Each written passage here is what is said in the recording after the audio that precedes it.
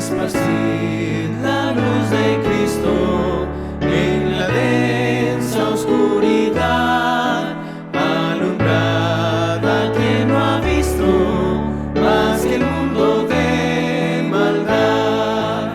Esparcid la luz de Cristo, dad las nuevas de la cruz, pues hay muchos que no han visto todavía al buen Jesús. Alumbrarles el sendero de la eterna salvación, y que acepten del Cordero la promesa de expiación. Esparcid la luz de Cristo, dad las nuevas de la cruz, pues hay muchos que no han visto todavía al buen Jesús. Como un barco zozobrante en las ondas de la mar, nuestro mundo tan valiente va muy pronto a naufragar.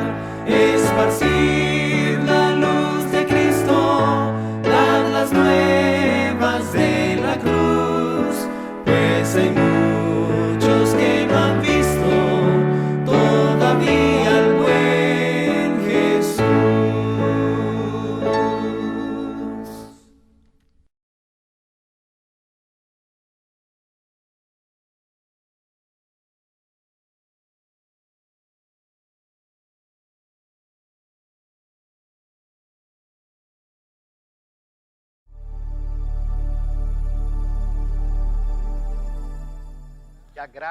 Que la gracia y la paz de Dios reine en mí y en tu corazón en los momentos que pasaremos juntos en el estudio de la santa y buena palabra, llamados para una misión. Dios tiene una misión en la tierra. Quiere hacer tornar conocido a todos los hombres el maravilloso plan de la redención. En esta obra, quien es beneficiado se torna también una herramienta para beneficiar a otros. El apóstol Pablo a los Corintios en segunda carta, en el capítulo 5, versículo 15, dice: y por todos murió, para que los que viven ya no vivan para sí, sino para aquel que murió y resucitó por ellos. Una vez que somos beneficiados por el Evangelio, debemos tornarnos herramientas e instrumentos por los cuales el Señor pueda transmitir su verdad a nuestros semejantes. Ahora, la tendencia natural del ser humano es continuar en la región de confort, mismo después de haber sido beneficiado por el Evangelio. ¿Qué mensaje solemne Dios envía a los acomodados? En Efesios capítulo 5, 14 al 16 dice lo siguiente: por lo cual dice: despiértate tú que duermes, y levántate de los muertos, y te alumbrará Cristo. Mirad pues con diligencia cómo andéis, no como necios, sino como sabios, aprovechando bien el tiempo, porque los días son malos. Vamos a comprender el propósito de Dios para nuestras vidas cuando salgamos del comodismo, cuando salgamos de la región del confort. Ahora, en todos los tiempos, Dios llamó hombres que después de haber sido alcanzados por el Evangelio, se tornaron sus heraldos. Dos pensamientos del libro Palabras de Vida del Gran Maestro dicen lo siguiente: Todos los que reciben el mensaje del Evangelio en su corazón anhelarán proclamarlo. Y en la página 223 dice lo siguiente: nunca podremos ser salvos en la indolencia y la inactividad. Llamados para una misión. Vamos a hablar de algunos ejemplos que en el Antiguo Testamento fueron llamados por Dios para realizar esta gran misión. El primer gran misionero que recibió el llamado fue Noé. Noé tenía una misión muy difícil: predicar a una generación impía y entregada a los placeres y la licenciosidad. El texto de Génesis 6:3 dice: y dijo Jehová, no contenderá mi espíritu con el hombre para siempre, porque ciertamente él es carne, mas serán sus días 120 años. Miren qué pensamiento sublime encontramos en el libro Historia de Redención, página 64.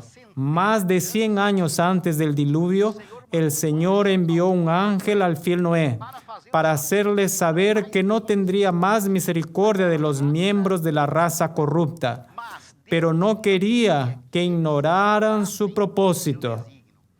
Instruiría a Noé y lo transformaría en un fiel predicador para advertir al mundo acerca de la destrucción que se avecinaba, a fin de que los habitantes de la tierra no tuvieran excusa. Noé tenía una misión doble y él fue fiel a ambas: advertir al mundo y salvar su familia. En el libro Hebreos 11, versículo 7, por la fe Noé, cuando fue advertido por Dios acerca de cosas que aún no se veían, con temor preparó el arca en que su casa se salvase. Entonces Noé tenía una misión: advertir al mundo antediluviano de la destrucción, pero la prioridad de él estaba también realizar el trabajo con su familia. Noé fue fiel a su misión. Por más de 100 años, página 65 del libro Historia de Redención, por más de 100 años perseveró en sus intentos por conducir a los hombres al arrepentimiento y a Dios. Por más de 100 años, este misionero perseveró en sus esfuerzos para que los hombres se arrepintiesen y volviesen a Dios. Cada golpe que se daba en el arca equivalía a una predicación. Ahora una pregunta: ¿cuál fue el resultado de su esfuerzo evangelístico? ¿Será que Noé vio algún fruto de su trabajo realizado por más de un siglo? En el libro Historia de Redención 65 dice: Matusalén, el abuelo de Noé, vivió hasta el mismo año cuando ocurrió el diluvio. Y hubo otros que creyeron en la predicación de Noé y le ayudaron en la construcción del arca, que murieron antes que las aguas de éste cayeran sobre la tierra. Entonces, algunos que escucharon la predicación se arrepintieron, auxiliaron en la construcción del arca, pero no entraron porque murieron antes. Y en la secuencia, en Génesis 7, 1 y 7, la recompensa mayor. Habíamos hablado de que él tenía una misión doble. Dijo luego Jehová a Noé: entra tú y toda tu casa en el arca. Noé entró con sus hijos, con su mujer y con las mujeres de sus hijos. Noé salvó también a su familia. El segundo gran misionero llamado por Dios para una gran misión en la era patriarcal fue Abraham. Necesitó salir de Ur de los Caldeos en el sur de Mesopotamia para Palestina, para Canaán, donde residían los amorreos. Él recibió el llamado para la misión y no dudó. El libro de Génesis capítulo 12, 1 dice: pero Jehová había dicho a Abraham: vete de tu tierra y de tu parentela y de la casa de tu padre a la tierra que te mostraré. Ahora una pregunta, querido amigo. ¿Por qué Abraham tuvo que salir de su tierra? el libro Patriarcas y Profetas, en la página 105, dice: Dios tiene una obra para que ellos hagan a Noé, Abraham y su familia, pero una vida fácil y la influencia de las amistades y los parientes impediría el desarrollo de los rasgos esenciales para su realización. Entonces, el comodismo y la influencia de amigos y familiares irían a impedir el trabajo o la misión de Abraham. Por eso le dijo: sal de tu casa y de tu familia para la tierra que te mostraré. Ahora una pregunta importante: ¿cómo era el carácter de este misionero? ¿Cómo era? Libro Historia de la Redención, página 77.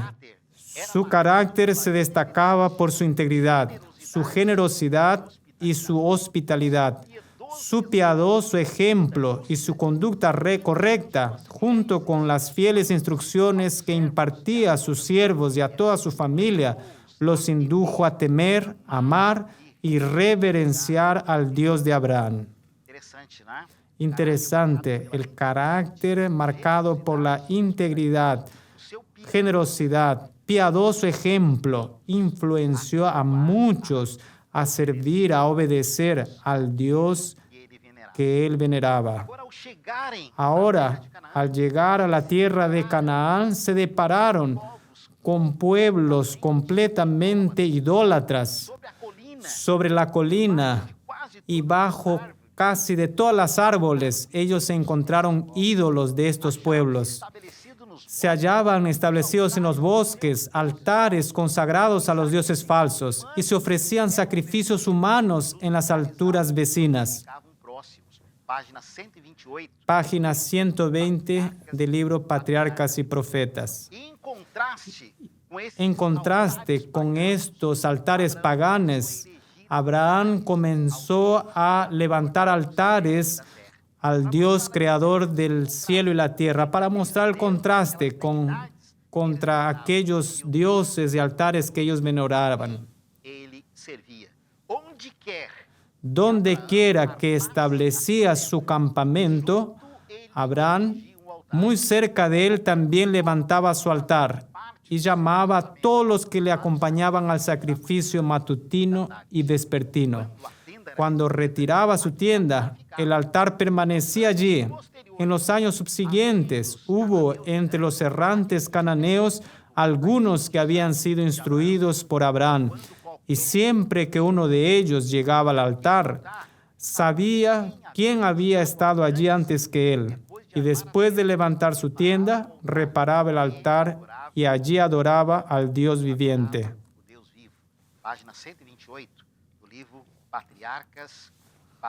Patriarcas y Profetas 128. ¿Cuántas almas fueron ganadas, alcanzadas por el esfuerzo de este misionero? ¿Cuántas almas fueron alcanzadas cuando él decidió cumplir la misión dada por Dios? La inspiración nos dice que entre Harán y Canaán fueron más de 1,000 personas alcanzadas, más de 1,000 almas salvas o salvadas, rescatadas del paganismo para la adoración al único Dios verdadero. Los que por sus enseñanzas eran inducidos a adorar al Dios único encontraban un hogar. En el hogar de Abraham encontraban también su hogar. Y allí, como en una escuela, recibían una instrucción que los preparaba para ser representantes de la verdadera fe. Así que pesaba sobre Abraham una gran responsabilidad. Educaba a los padres de familia y sus métodos de gobierno eran puestos en práctica en las casas que ellos presidían. Vamos a hablar en este momento de un misionero que huyó de la misión.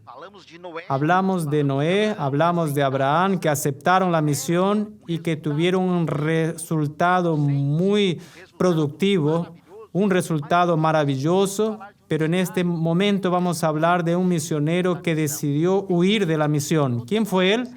Todos lo conocemos, sabemos, fue Jonás.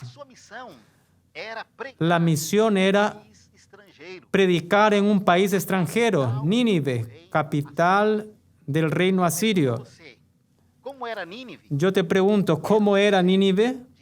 Nínive era un centro de crimen e impiedad. La inspiración le ha caracterizado como ciudad de sangres, llena de mentira y de rapiña y de violencia. Ahora, como Dios veía a Nínive, aunque era impía como se había tornado, Nínive no estaba completamente entregada al mal.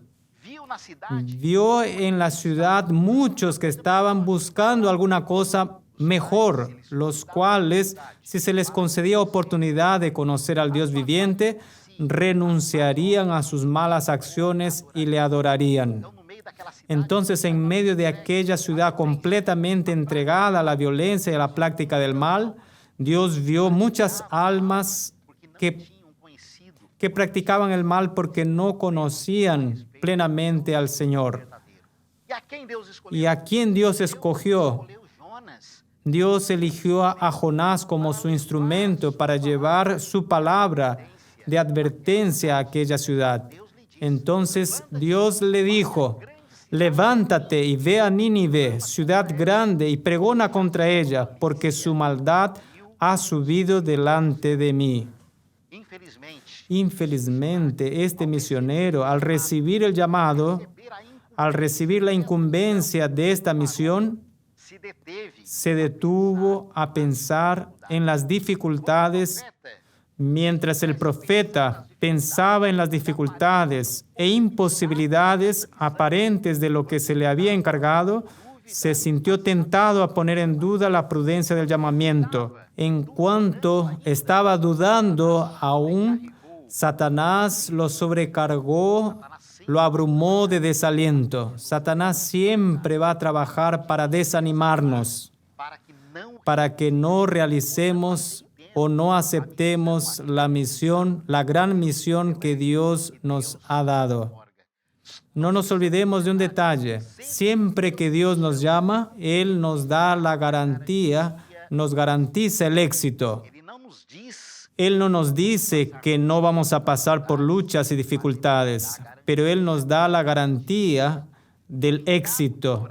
En el encargo que había recibido, imponía a Jonás una pesada responsabilidad, pero el que le había ordenado que fuese podía sostener a su siervo y concederle éxito. Infelizmente, Jonás toma un rumbo diferente. La inspiración nos dice que, tomado de gran temor, se levantó para huir de la presencia de Jehová. En vez de ir en dirección de Nínive, él tomó una dirección completamente contraria, yendo para Tarsis. da terra de Canaã, De la tierra de Canaán hasta Nínive 200 quilômetros. eran apenas 800 kilómetros. Canaã, De Canaán a Tarsis 1.500 era 3.500 kilómetros. Y aún así, él decidió tomar el rumbo más distante para huir de la incumbencia de su misión. Mas Deus não Pero no se le dejó continuar mucho tiempo en su huida insensata. em sua astuta fuga. Todos nós conhecemos. Todos nosotros conocemos que así que entró en la embarcación, Deus envia inmediatamente Dios envió una gran tempestad. onde foi Jonas? Pero ¿a dónde se fue Jonás en la embarcación? Se fue a lo más bajo de la nave y ahí buscó un lugar confortable y ahí dormía un sueño plácido y profundo, un sueño tranquilo. Un misionero que no estaba preocupado con la misión. El cielo se está desmoronando y él está tranquilo. Texto de Jonás 1, 4 y 5. Jonás, empero, se había bajado a los lados del buque y se había echado a dormir. Saia do porão. Sal de la comodidad, de la ociosidad. Nosotros hoy también podemos estar como Jonás en la comodidad, en el sosiego, en la ociosidad. E agora sim, Y ahora, así que todos en aquella embarcación notan la causa de aquella tempestad, hicieron una pregunta a Jonás. ¿Qué haremos para que el mar se acalme? Y el propio profeta da la sugerencia: tomadme y echadme a la mar, y la mar se os quietará, porque yo sé que por mí ha venido esta grande tempestad sobre vosotros. Y así que fue arrojado al mar, nosotros conocemos. El Señor providenció un gran pez que tragase a Jonás. Ahora Jonás hizo un largo viaje en submarino vivo. Vio la muerte muy de cerca y suplica el favor de Dios. Al arrepentirse y al reconocer la gracia salvadora de Dios, obtuvo la liberación. Una vez más se encarga al siervo de Dios que fuera a dar la advertencia a Nínive. ¿Decidió huir? ¿Decidió ausentarse de la misión? No. Así que el pez lo devuelve a la playa. Vino nuevamente el llamado, la orden divina. Vino la palabra de Jehová segunda vez a Jonás diciendo: levántate y ve a Nínive, aquella gran ciudad, y publica en ella el pregón que yo te diré. Esta vez no se detuvo a preguntar ni a dudar, sino que obedecer sin vacilar. Levantóse Jonás y fue a Nínive conforme a la palabra de Jehová. Entrando en la ciudad, comenzó enseguida a pregonarle el mensaje: de aquí a 40 días, Nínive será destruida. Iba de una calle a la otra, dejando oír la nota de advertencia. Y el mensaje transmitida por este misionero no fue en vano. El clamor que se elevó en las calles de la ciudad impía se transmitió de unos labios a otros, hasta que todos los habitantes hubieron oído el anuncio sorprendente. El Espíritu de Dios hizo penetrar el mensaje en todos los corazones e indujo a multitudes a temblar por sus pecados y arrepentirse en profunda humillación. ¿Cuál fue el resultado del trabajo de Jonás en Nínive? La inspiración nos dice que el mensaje de advertencia llegó a los oídos del rey.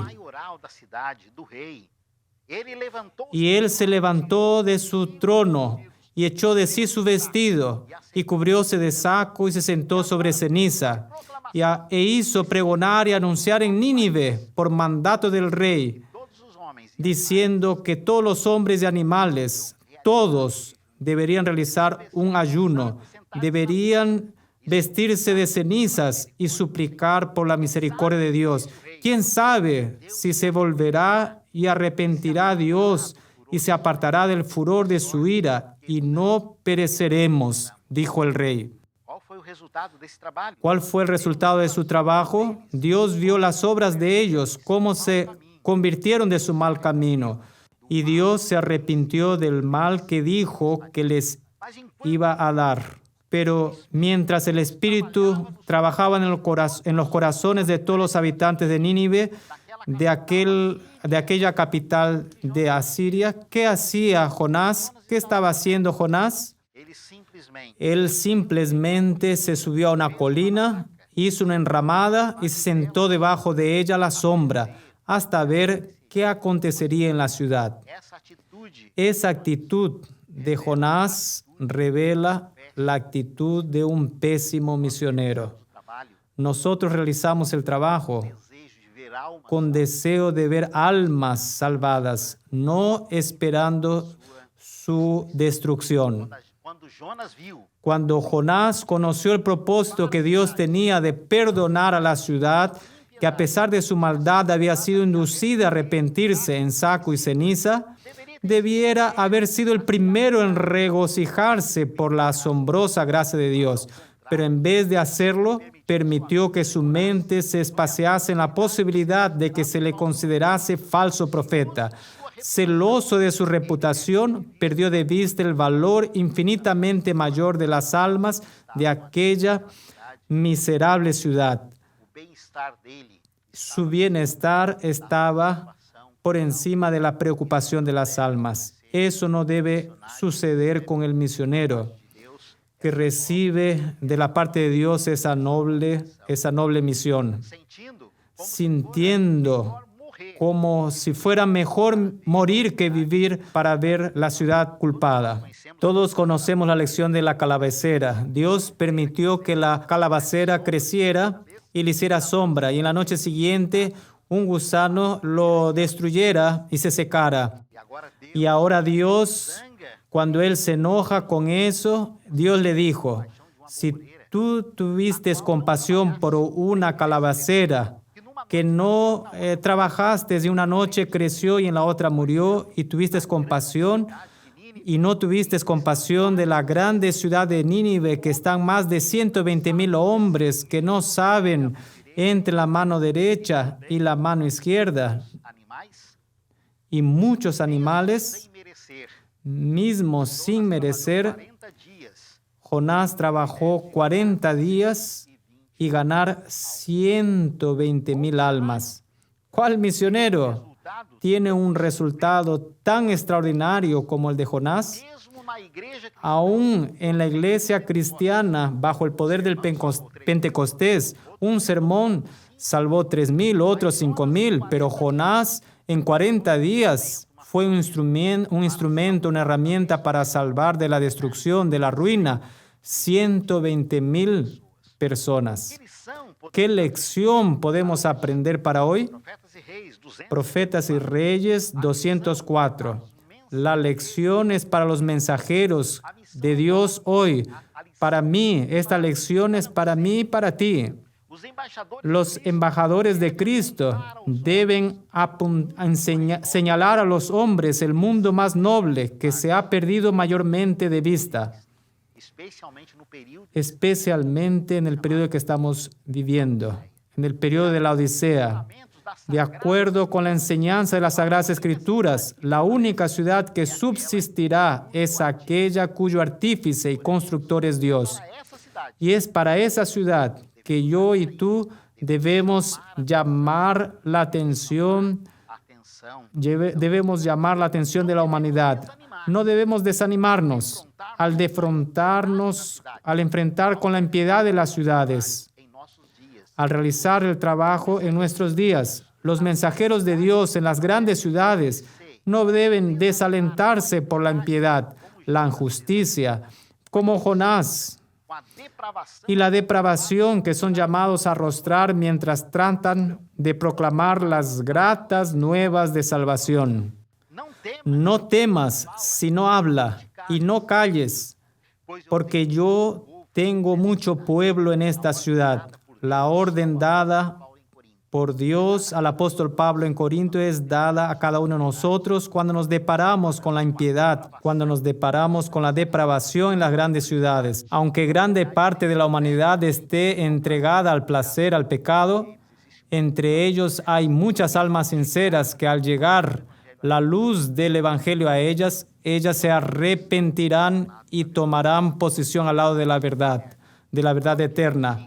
Ahora, ¿qué dice Dios a todos los que atienden el llamado para la misión? ¿Qué dice?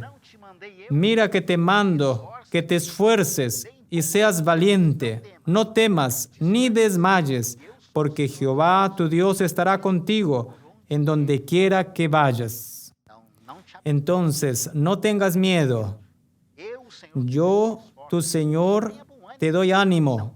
No temas ni te espantes, porque Jehová tu Dios estará contigo en donde quiera que vayas. Aunque tengamos que vivir una vida de luchas, como la de todos los misioneros que vivieron antes de nosotros, el Señor promete darnos la recompensa. ¿Recompensa? ¿Cuándo? Cuando lleguemos en casa. Me gustaría llamar la atención de todos en este momento para una experiencia de una pareja de misioneros en Europa. Ellos fueron llamados para una misión. Y la misión de ellos no era muy fácil. Era predicar el Evangelio en países cuya libertad religiosa era restringida. Ellos trabajaron por más de 50 años. Fueron prisioneros, azotados, pasaron por muchas luchas y adversidades. Y por último, él tuvo un tumor en el cerebro y tuvo que salir del país donde trabajaba para hacer la cirugía. Se recuperó, pero no podía realizar el trabajo en el mismo ritmo hasta llegar el momento en que ellos no podían continuar más en la actividad. Então receberam Entonces fueron llamados para retornar. Recibieron una carta con su jubilación y junto con la carta recibieron 2 pasajes para volver a su país, sua casa para volver a su casa. e ficaram surpresos. Y quedaron sorprendidos, especialmente cuando entraron en la embarcación E as passagens y notaron que los pasajes que les fueron enviados eran en pasajes de última categoría. El lugar más barato, más simple de la embarcación era el lugar donde ellos viajarían. Ellos quedaron medio frustrados, pero siguieron el viaje de vuelta a su casa, que ya estaba bien desgastada con el tiempo, había sufrido mucho desgaste. Pero ellos continuaron su viaje intentando animarse.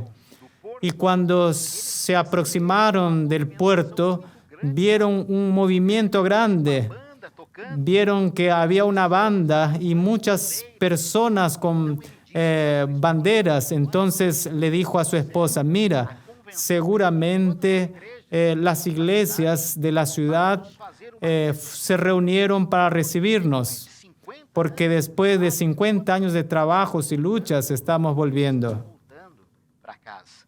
Qual não foi sua surpresa? Pero ¿cuál no fue su sorpresa? Ellos fueron los últimos en bajar. E quando eles Y cuando ellos bajaron del navío, ya no había más banda tocando, ya no había ese movimiento de gente ni de fiesta, solo habían las banderas arrojadas en el cielo. Y ellos entendieron que la recepción no era para ellos, era para otras personas famosas que estaban también en el viaje. talvez algum jogador de futebol, Tal vez algún actor o algún cantor famoso, não havia ninguém. pero no había nadie para recibirlos, ni siquiera el jefe de la organización para saludarlos y agradecerles los 50 años de lucha y trabajo. ¿Cuál no fue la decepción de este misionero? Desde el puerto hasta su casa, él no dijo ni una sola palabra. Cuando llegó en casa, la casa ya bien desgastada, vieja, lleno de rajaduras, guardó sus maletas y le dijo, amor, vamos a organizar nuestro hogar, voy a salir a caminar, quiero calmar mi cabeza. Y cuando la esposa organizaba las cosas, él se quedó 2 horas andando y volvió. Y cuando la esposa miró, estaba con un aspecto muy decepcionado. E ela tentou animá-lo. Y ella intentó animarlo. Y él se vuelve a ella y le dice, ¿es esa la recompensa? Por mais Esta es la recompensa por más de 50 años de trabajo en pro de la causa de sufrimientos y luchas. Esta es la recompensa que tenemos cuando volvimos a la casa. Esta es la recompensa. En ese momento ella lo miró y le dijo, nosotros todavía no llegamos a la casa. nós ainda não chegamos em Todavía no hemos llegado a casa. Cuando lleguemos a la casa, tendremos nuestro hogar. versículos Tendremos la recompensa. En Salmos 126, 5 y 6, los que sembraron con lágrimas, con regocijo segarán. Irá andando y llorando el que lleva la preciosa semilla, mas volverá a venir con regocijo trayendo sus gavillas. ¿Deseas ser un misionero útil en la obra de Dios? você almeja? ¿Deseas? Si no es aquí, ¿en dónde? Y si no es hoy, ¿cuándo? Que Dios nos pueda dar su gracia a mí y a ti, a fin de que al recibir el llamado para la misión podamos decir como Isaías, hesme aquí, envíame a mí. Y la recompensa recibiremos cuando lleguemos en casa, en el cielo. Que el Señor nos ayude, es mi deseo y oración. Amén.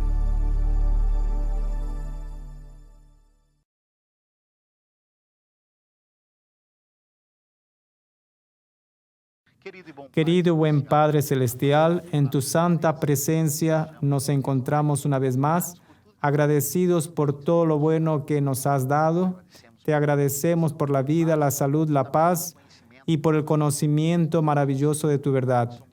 También te somos agradecidos porque después de haber sido beneficiados con la luz de tu Evangelio, también nos tornas herramientas para conducir y reconducir muchas almas para tu aprisco. Te pedimos el perdón por nuestras negligencias.